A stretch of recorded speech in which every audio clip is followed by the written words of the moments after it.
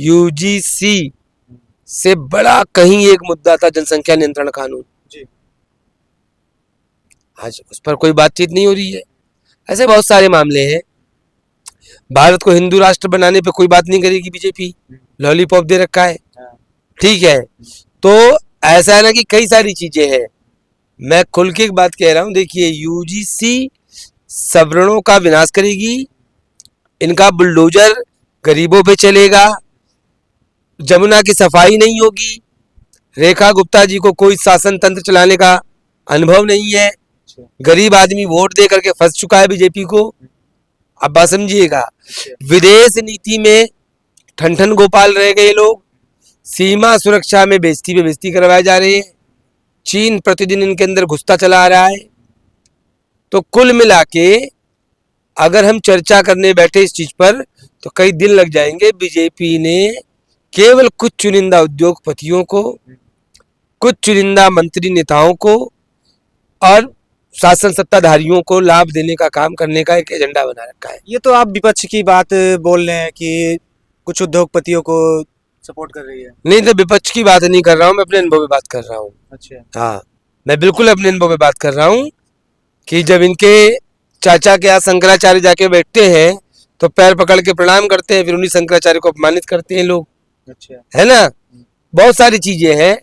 तो मुद्दे इतने हैं, बातें इतनी है कि अगर मैं हम लोग करते रहे तो दिनों के दिन बीत जाएंगे। मैं कोई विपक्ष का नहीं कर रहा। आप बताइए ना कि गौतम अडानी जी का अचानक ऐसा कौन सा ऐसा मतलब मास्टर प्लान लॉन्च हुआ कि उनकी ग्रोथ 2014 के बाद से ही बढ़ती चली आई है। उससे पहले गुजरात में ही सीमित थे वो। अच्छा। आज वो विश्वव्यापक हो गए हैं। तो आप समझिए, आरोप को ऐसे नहीं लगते। बहरहाल हमें कोई फर्क नहीं पड़ता, मोदी जी हम लोगों को जीने खाने दे, उसके बाद चाहे अंबानी की मदद करे, अडानी की मदद, किसी की मदद करे, लेकिन सनातन सवर्ण से छेड़छाड़ ना करे, गरीब पर बुलडोजर ना चलवाएं, गरीब के साथ गलत ना करे बस। अरे विपक्ष तो यही कह रहा है कि जब से भाजपा की सरकार आई है तब से हिंदू धर्म को लेकर बहुत आगे लेके गए हैं। उसके बाद में इनके सरकार में बहुत सारे लोग बाबा बनते हैं, उसके बाद में बहुत सनातन की बात करते हैं, कहीं हिंदू राष्ट्र की बात करते हैं, कहीं कुछ लेकर। इसे देखा जाए तो इनके सरकार में, भाजपा की सरकार में हिंदू धर्म और उसके बाद में बाबा बहुत आगे जा चुके हैं। देखिए, कुछ चुनिंदा पार्टी के एजेंडा को बूट ऑन करने के लिए जो बैठे हैं बाबा लोग, वे बाबा नहीं है। अच्छा। बाबा हम भी नहीं है। अच्छा। भाई हम तो पंडित है ना, हम पंडिताई कर रहे हैं, पंडित में है। बाबा सेंस जो है कोई वैरागी नहीं है। घर में रहते हैं, परिवार में रहते हैं।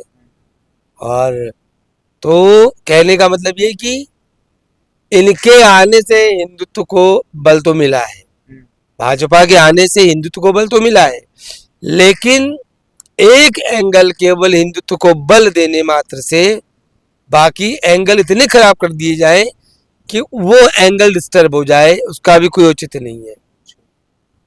आप हिंदुत्व को बल दे रहे हैं और दूसरी तरफ यूजीसी ला करके आप क्या नाम है, हिंदुओं और सवर्णों में मतलब और दलितों में, पिछड़ों में भेदभाव की खाई खोद रहे हैं। फिर एक तरफ आप सबका विकास सबका साथ की बात कर रहे हैं, दूसरी तरफ बुलडोजर नीति के तहत आप लोगों के घर तोड़ रहे हैं। तो कहने का मतलब है इनके खुद के ही नारे के साथ इनके कृत्य कंट्राडिक्ट कर जा रहे हैं। और भाजपा को मैं तब मानूंगा, बहुत सारी मुद्दे हैं, जैसे शंकराचार्य जी ने बीफ वाले मुद्दे को उठाया है, तो बीफ वाले मुद्दे पे क्यों भारत आज विश्व का नंबर 1 एक्सपोर्टर है, जवाब देना चाहिए ना इसका, क्यों नहीं दे पा रहे हैं। शंकराचार्य पे लाठी और उनके शिष्यों पर, दंडी ब्रह्मचारियों पर और सन्यासियों पर लाठीचार्ज होता है, उनको लात और बूट और जूतों से मारा जाता है और सरकार चुप मौन। उनका कहना यह है कि ये वहाँ स्नान करने नहीं गए थे, वहाँ उपद्रव फैलाने गए थे, वहाँ का माहौल बिगाड़ने के लिए गए थे। क्या वो लाठी सोटा तलवार वाला बर्छी लेके गए थे, किसी गाली दे रहे थे? चुपचाप पालकी से जा रहे थे। रामभद्राचार्य की गाड़ी घाट तक जा सकती काफिले के साथ, उनकी एक मेरे ख्याल से 4 फुट की पालकी भी नहीं जा सकती थी। फालतू की बातें हैं, क्योंकि जो व्यक्ति धर्म समाज राष्ट्र के प्रति खुल के बेपाकी से बोलेगा उसकी आलोचना होगी। अच्छा। हाँ, अब कमेंट में मेरी भी आलोचना होगी, बेपाकी से बोलूंगा तो आलोचना की जाएगी। अच्छा। चलिए ठीक है, तब तक दिल्ली के मुद्दे को लेकर आप भी क्या सोचते हैं, दिल्ली में जो चल रहा है बुलडोजर एक्शन, इसके बारे में आपकी क्या राय है, अपनी राय कमेंट बॉक्स में दें। तब तक के लिए धन्यवाद।